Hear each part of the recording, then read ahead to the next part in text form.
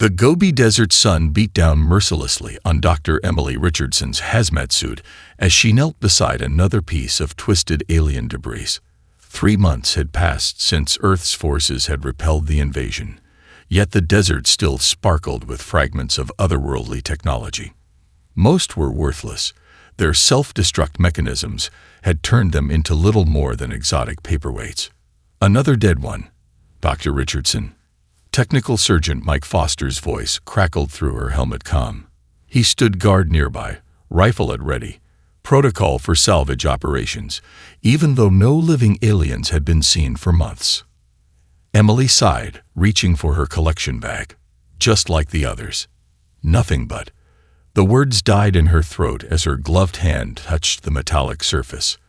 A soft blue glow pulsed beneath her fingers, spreading through the fragment like ripples in a pond. Doc. Foster took a step closer, weapon raised. That's new. Emily's scientific mind kicked into overdrive, cataloging details. The fragment was smaller than her palm, its surface an intricate maze of what looked like circuit patterns. Unlike the glossy black of most alien tech, this piece had a dull, almost neglected appearance.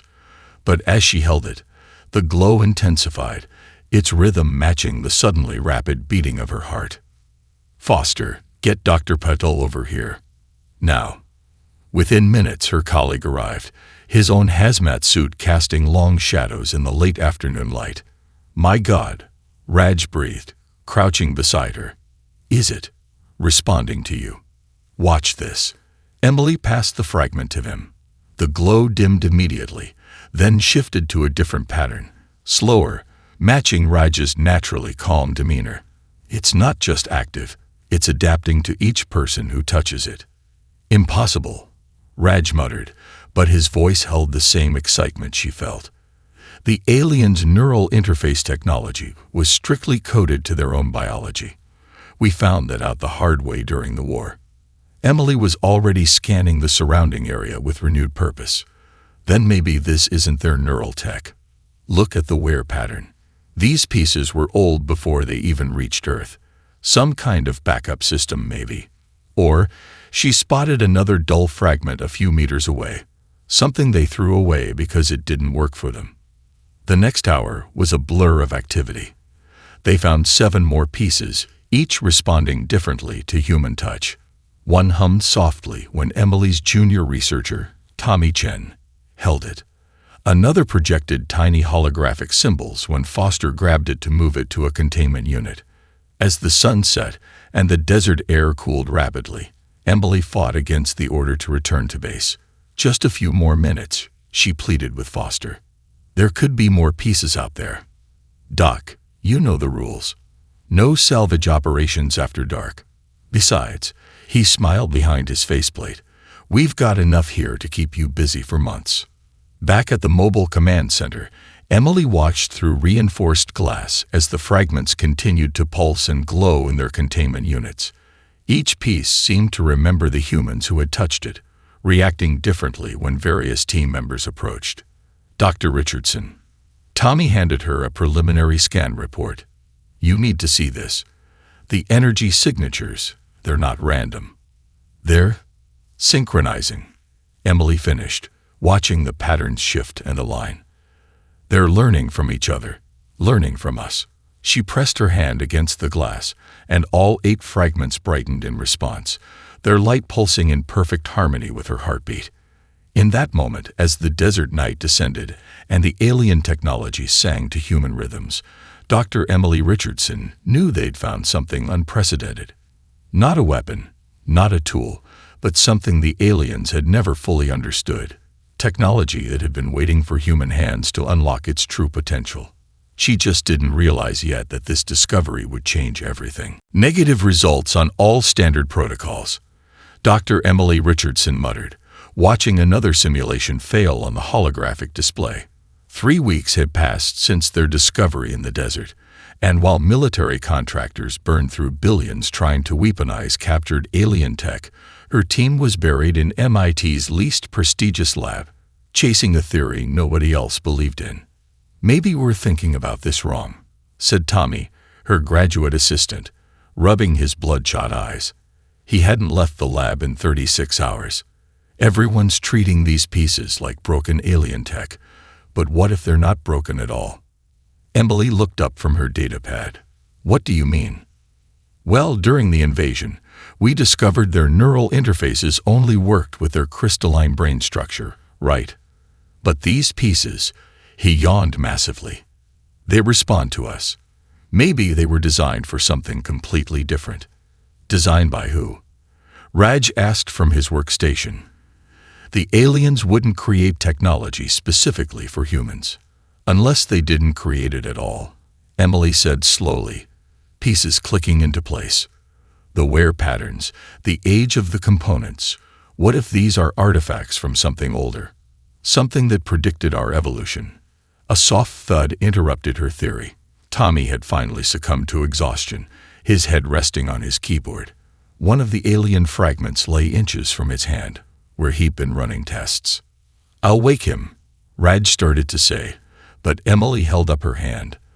The fragment near Tommy's head had begun to pulse with a strange, complex pattern she'd never seen before. Get me a neural scanner, she whispered. Now. The readings were unprecedented. The fragment wasn't just responding to Tommy's presence, it was interfacing with his dreams. Every screen in the lab suddenly flickered to life, displaying cascading waves of color and abstract shapes that shifted in perfect synchronization with Tommy's REM patterns. This is impossible, Raj breathed, but he was already documenting everything. The processing power needed to interpret human brain activity at this level. Look at his neural activity. Emily pointed to the scanner readout. The interface isn't just reading his brain patterns, it's optimizing them, enhancing his natural neural pathways.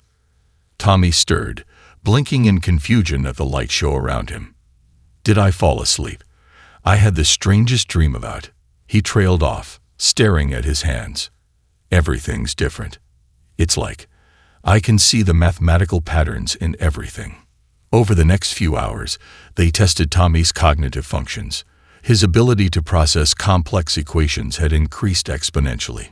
More importantly, the enhancement seemed stable even after they removed the alien fragment. Don't you see what this means? Emily paced the lab excitedly. These weren't discarded because they were broken. They were discarded because they didn't work for the aliens. They were waiting for us. But why humans? Raj asked, still skeptical despite the evidence before him. What makes our consciousness so special? Before Emily could answer, alarms blared throughout the facility. Security cameras showed military police converging on their location. Dr. Richardson. The lab door burst open, revealing General Martinez, the head of the Alien Technology Integration Program. Why wasn't I informed immediately about this breakthrough?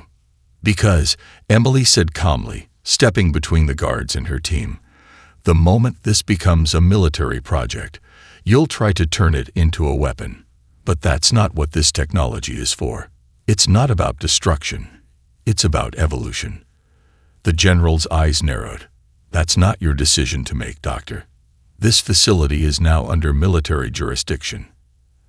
Actually, Tommy spoke up, his eyes gleaming with an inner light that hadn't been there before. You might want to see this first. He touched one of the fragments, and every piece of electronic equipment in the lab responded instantly, creating a dazzling display of interconnected energy patterns. We're not dealing with weapons, General, Emily said, watching the wonder spread across even the hardened soldier's face. We're dealing with the next step in human consciousness. And it's already beginning. High above them, in orbit, something ancient stirred to life, awakened by the first pulses of humanity's emerging potential. 3 days after the military takeover, Emily found herself in a secure facility beneath the Berkshire Mountains, surrounded by an unlikely group of test subjects. General Martinez had agreed to her conditions. Before any military applications were considered, they would first understand how the technology affected different types of human consciousness. Ready for another trial, Dr. Richardson? Asked Lieutenant Sarah Cooper, a former Air Force pilot who'd lost the use of her legs during the invasion. She sat in her wheelchair, eyes bright with anticipation, one of the alien fragments clutched in her hand. Emily checked the monitoring equipment one last time. "Remember, Sarah," at the first sign of discomfort. I know. Pull the plug." Sarah grinned. "But something tells me that won't be necessary." The fragment began to pulse as soon as it touched Sarah's skin, its glow spreading up her arm in intricate patterns, similar to Tommy's experience, but uniquely different. The neural interface wasn't just connecting with Sarah's brain. It was mapping her entire nervous system. "This is extraordinary," Raj muttered, watching the readings. The technology isn't trying to override her spinal injury. It's creating new pathways around it. Sarah gasped. Her toes had just moved for the first time in 8 months. In the observation room above, General Martinez leaned forward, his military bearing momentarily forgotten. Next to him, Tommy continued his rapid-fire analysis of the data, his enhanced cognitive abilities turning complex neural patterns into comprehensible models. "It's not just healing her," Tommy announced. "The interface is learning from her body's attempts to adapt to the injury. It's using her own resilience as a template for improvement." Over the next hour, they watched in amazement as Sarah slowly stood, then took her first steps. But that wasn't the most remarkable part. "Your reaction times," Emily said, reviewing the data.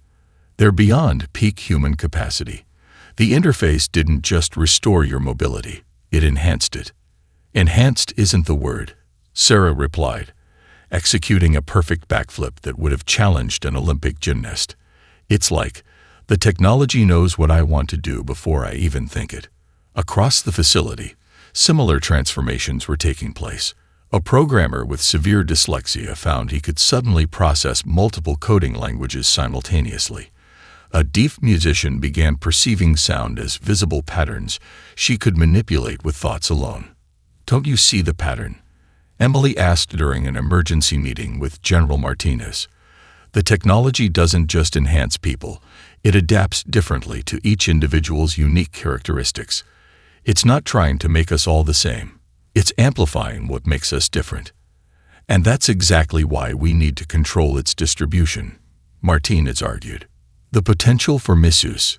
He was interrupted by an urgent alert from the security system. In the main testing chamber, all the fragments had begun pulsing in synchronization, despite being physically separated.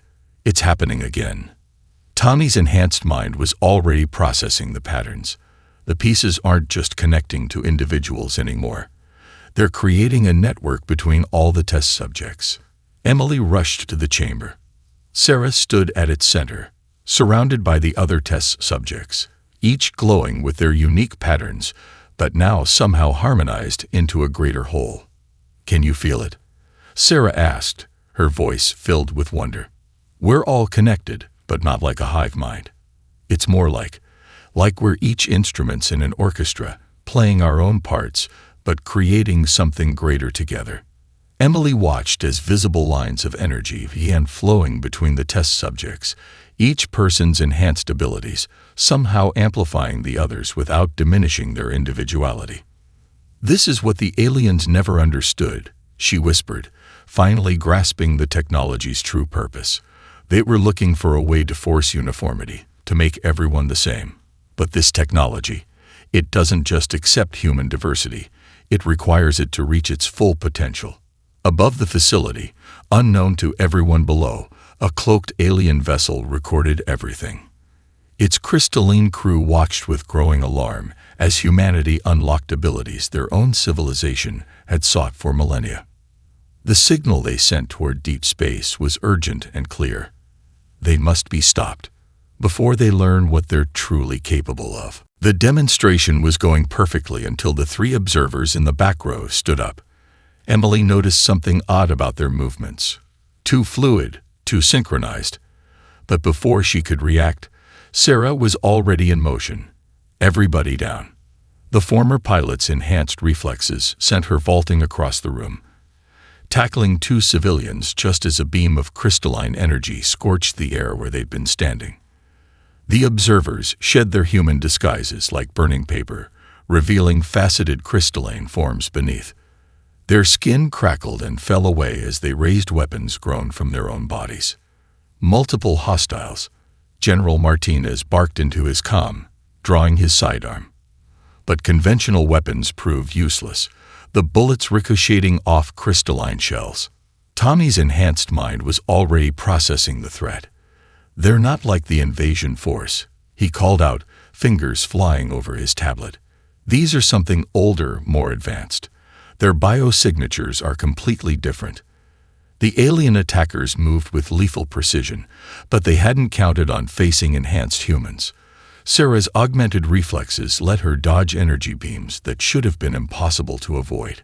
The deaf musician, Monica Chen, used her ability to see sound patterns to predict where the aliens would strike next. "They're targeting the artifacts," Raj shouted, protecting the case containing their original fragments. An alien being nearly took his head off, but one of their enhanced test subjects, a former chess champion whose strategic thinking had been amplified beyond Grandmaster level, had already calculated the attack pattern and pulled him to safety. Emily grabbed the nearest fragment, and understanding flooded her enhanced mind. "They're afraid," she realized. "Not of us, of what we're becoming." The battle reached a crescendo as the aliens pushed toward the artifact storage. But humanity's enhanced defenders had something the invaders didn't expect: spontaneous coordination. Without any formal training, the test subjects were working in perfect synchronization, their enhanced abilities complementing each other in ways that seemed to defy probability. Suddenly, every screen in the facility lit up with a warning. Something massive had just decloaked in orbit. "My God," General Martinez whispered, staring at the tactical display. The alien ship was bigger than anything they'd seen during the invasion, its crystalline structure reflecting sunlight like a metallic mountain hanging in the sky. The 3 alien infiltrators took advantage of the distraction, pressing their attack with renewed vigor. But Sarah had been ready for this too. In one fluid motion, she connected with the fragment Emily held, their combined neural enhancement creating a feedback loop that surged through the facility systems. The aliens screamed, a sound like shattering glass, as the energy pulse disrupted their crystalline forms. They collapsed into piles of inert minerals, their weapons crumbling to dust. But there was no time to celebrate. The orbital scanner showed dozens of smaller craft launching from the massive ship above. "This was just the advanced team," Tommy said, his enhanced mind already calculating possible scenarios. "That ship up there, it's been waiting, watching us. Probably since before the first invasion." "But why?" Raj asked, carefully collecting samples from the destroyed infiltrators. "Why reveal themselves now?" Emily stared at the fragment in her hand, its glow pulsing in time with the growing network of enhanced humans around her. "Because we're on the verge of something. Something they've been trying to prevent." The facility shook as the first orbital strikes began. General Martinez was already coordinating with global defense forces, but conventional weapons would be useless against technology this advanced. "Dr. Richardson," Sarah said, her enhanced senses picking up patterns in the enemy's attack formation, "I don't think we have much time." Emily looked at her assembled team. Soldiers, scientists, and civilians, each enhanced in unique ways, each part of a growing human potential that humanity's ancient enemies were desperate to suppress. "Then we'll have to do something they're not expecting," she said, reaching for the largest collection of fragments. "It's time to show them what humanity can really do with their discarded scraps." Above them, the alien armada began its descent, unaware they were about to face something unprecedented. Humanity's first unified defense, powered by the very technology they had abandoned as worthless. The first wave of orbital strikes lit up the sky like artificial dawn, but they never reached their targets. Standing on the facility's roof, Monica Chen raised her hands, her enhanced ability to perceive sound waves allowing her to transform the incoming energy beams into harmonic patterns. Beside her, 3 other enhanced humans channeled these patterns through their fragments, creating a shield of interwoven energy that the aliens couldn't penetrate. "They're adapting." Tommy's voice crackled through the comm. "Each attack is shifting frequency, trying to break through our defenses. Emily watched the tactical display as similar scenes played out across the globe. Enhanced humans, connected through their fragments, were instinctively forming defense networks. A firefighter in Tokyo used his interface's thermal manipulation abilities to create heat sinks, absorbing enemy plasma fire. In Rio, a former esports champion controlled a swarm of drones with impossible precision, intercepting alien dropships before they could land. This isn't just resistance, Sarah observed, her enhanced perception catching patterns others missed. Look at how each defensive network is slightly different, evolving based on the local population's unique characteristics. She was right. Every community was developing its own defensive style, yet somehow all of them were synchronized into a greater whole. The technology wasn't just enhancing individuals anymore. It was amplifying humanity's collective creativity. Incoming. General Martinez's warning came just as the massive alien mothership positioned itself directly overhead. Its crystalline surface began to fracture, each piece realigning into what was clearly a planet-killer weapon. "They're not trying to conquer us this time," Tommy said, his enhanced mind running apocalyptic calculations. "They're trying to eliminate us completely." But in that moment of crisis, something unexpected happened. The neural network connecting enhanced humans worldwide pulsed with a new pattern. Emily felt it resonate through her fragment. Not just data or energy, but pure human emotion. Fear, determination, hope, and defiance all merged into something the aliens couldn't possibly understand. "Everyone, look at your fragments," Raj called out excitedly. "The crystalline structure. It's reconfiguring based on our emotional states." Emily understood instantly. They never saw this possibility because they don't experience emotions like we do. Each feeling creates unique neural patterns that change how the technology responds. As if to demonstrate, Sarah stepped forward, her fragment glowing with an intense blue light. The fear she'd felt during the invasion, the frustration of her injury, the joy of walking again, all of it channeled through the technology in ways its original designers never imagined. The alien weapon fired, a beam of unimaginable power descending toward Earth. But it met something unprecedented, a defense system powered by human consciousness itself. Enhanced humans worldwide instinctively contributed their unique emotional and neural patterns to the network. Artists added creativity. Soldiers contributed courage. Scientists added curiosity. Each human quality strengthening the whole. The energy readings are off the scale. Tommy's enhanced mind could barely process the data. The fragments aren't just responding to us anymore. They're evolving with us. The alien beam struck their combined shield and shattered, breaking into thousands of harmless light streams that danced across the atmosphere like aurora borealis. In orbit, the mothership's crystalline surface cracked, its weapon destabilized by the reflected energy. They never understood what they had, Emily realized, watching the aliens retreat to a higher orbit. They thought these fragments were flawed because they responded to emotion. They couldn't see that emotion itself could be the most powerful force in the universe. As the immediate danger passed, the enhanced human network hummed with new possibilities. Each person connected to it could feel the technology continuing to evolve, shaped by human consciousness in ways that defied alien logic. "Dr. Richardson," General Martinez said, staring at the retreating alien ship, "they'll be back with something stronger." "Good," Sarah replied, her fragment pulsing with determined light. "Because so will we." The aliens had come expecting to find primitives playing with discarded technology. Instead, they'd discovered what happened when humanity took their scraps and turned them into something entirely new. A defense system powered by the very things that made us human. Marcus Williams hadn't meant to change the course of the war. He was just trying to keep his underground club in Lagos alive, despite the alien attacks that had forced most of the city beneath ground. The fragment he bought from the black market was supposed to be just another light show for his sets, until it started singing back to his music. "You need to see this," Emily said, showing General Martinez the viral video of Marcus's last set. The footage showed alien patrol ships crashing as they passed over the club, their crystalline control systems shattering in response to the modified bass frequencies. "It's not just the sound," Tommy added, his enhanced mind processing the complex patterns. "It's the way he's merging traditional African drums with electronic beats. The fragments respond to the layered rhythms like their complex programming code." The aliens had adapted to their emotional defenses, but this was different. This was human creativity transformed into a weapon they couldn't counter. "Get him here now," Martinez ordered.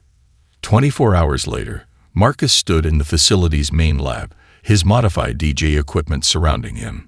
The fragment he'd integrated into his mixing board pulsed with colors they'd never seen before. "I figured it out by accident," he explained, fingers dancing across his controls. "Every alien ship broadcasts control frequencies, right? But they're not just signals. They're like music. Complex patterns, layers of meaning. So I thought, what if we played back our own song?" He demonstrated, mixing a traditional Yoruba drum pattern with deep electronic bass. The fragments in the lab responded immediately, resonating with the rhythm. On their screens, they watched alien communication networks dissolve into chaos. "It's not just disrupting their systems," Emily realized, watching the patterns unfold. "The music is teaching the fragments new ways to process information. Human ways." Sarah's enhanced senses picked up something else. The rhythms. They'd match human heartbeats, brain waves, breathing patterns. We're not just jamming their signals, we're overriding them with human biological patterns. The discovery spread like wildfire. Around the world, musicians began integrating fragments into their instruments. A classical orchestra in Vienna caused an alien cruiser to retreat. A heavy metal band in Seattle disabled a ground assault force. A choir in Seoul created protective harmonies that alien weapons couldn't penetrate. Every culture has its own music, its own rhythms, Marcus explained as they expanded the program. The aliens can't adapt because there's too much variety, too much creativity. Every new song is a new form of defense they've never encountered. The alien command ship launched a massive attack, trying to overwhelm Earth's musical defenses with brute force. But they didn't understand what they were really fighting against.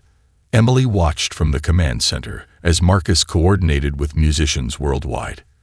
Classical merged with hip-hop, traditional folk songs blended with electronic dance music, each combination creating new patterns that the fragments transformed into increasingly sophisticated defenses. "The frequencies are spreading through their entire fleet," Tommy announced, tracking the effect. "Their ship's crystalline structures are trying to adapt, but they can't handle the complexity of human musical expression."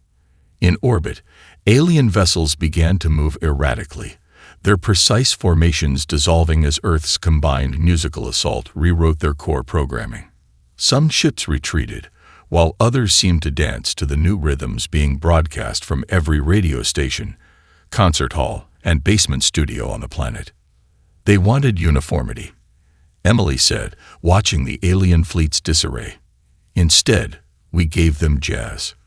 Marcus looked up from his equipment, his fragment glowing with swirling colors that pulsed in time with his heartbeat. "Music isn't just sound, Dr. Richardson. It's mathematics, emotion, culture, and creativity all wrapped into one. It's everything that makes us human." As the alien fleet retreated in confusion, Earth's fragments continued to pulse with newfound rhythms. They had discovered something the aliens never could: the power of human artistic expression to transform discarded technology into a symphony of defense. And somewhere in deep space, the alien leadership received a message they never expected. Earth wasn't just defending itself. It was teaching their own technology how to dance. The alien armada emerged from hyperspace like a crystalline tsunami, thousands of ships strong. This wasn't just a fleet. It was an extinction force, one that had cleansed 3 other civilizations who dared to corrupt their sacred technology. Multiple signatures, Tommy called out from his enhanced monitoring station. They're deploying planet-killer weapons we've never seen before. Emily watched the tactical display as the alien fleet took up attack positions. The crystalline ships arranged themselves in a perfect geometric pattern, forming a vast amplification array aimed at Earth. They're not just trying to destroy us, Sarah observed, her enhanced perception picking up subtle details in their formation. They're trying to erase any trace that we ever existed. But Earth was ready. Marcus's musical defense network had evolved, with fragments now integrated into every broadcast system on the planet. Symphony orchestras stood ready alongside rock bands, tribal drummers next to electronic musicians, each prepared to contribute their unique rhythms to humanity's defense. "All stations, report," General Martinez commanded. The responses flooded in from around the globe. Tokyo's NI music orchestras, their instruments enhanced with fragments, created shields of pure sound. Lagos's drum circles pulsed with rhythms that disrupted alien targeting systems. New Orleans jazz bands improvised complex patterns that alien computers couldn't predict. "They're powering up their main weapon," Raj warned, monitoring the energy readings. "This is it." The alien fleet fired as one, their combined beam carrying enough power to crack a planet. But it meant something they hadn't counted on: humanity's full creative potential, unleashed. Marcus's global network activated. Every radio station, every concert hall, every street musician with a fragment-enhanced instrument began broadcasting. The music merged with the enhanced human's neural network, creating a defense system that was part technology, part art, and pure human spirit. "Look at the patterns," Tawny exclaimed. His enhanced mind could barely process the complexity of what was happening. The fragments weren't just responding to the music. They were learning from it, evolving with each new rhythm, each cultural variation. The alien beam struck their combined defense and shattered into a prismatic display of lights. In orbit, the crystalline ships began to resonate with Earth's broadcasts, their perfect formation wavering. "They can't maintain structural integrity," Sarah reported. "Our rhythms are interfering with their crystalline matrix." Emily watched in amazement as the alien fleet's precise geometry dissolved into chaos. Some ships' crystals began pulsing in time with human heartbeats, while others moved to the rhythm of jazz improvisation. Their perfect uniformity, the very foundation of their technology, was being overwritten by human creativity. "They're trying to adapt," Tommy warned. "Shifting frequencies, changing patterns." But that was humanity's greatest strength. As the aliens adjusted, so did Earth's defenders. Classical music flowed into hip-hop, folk songs merged with electronic beats, each transformation creating new patterns the aliens couldn't predict or counter. Marcus, his hands flying over his enhanced equipment, coordinated it all. "That's the thing about music," he said with a grin. "It's never the same way twice." The alien command ship made one final attempt, concentrating all its remaining power into a desperate strike. But by then, Earth's defense had evolved beyond anything they could understand.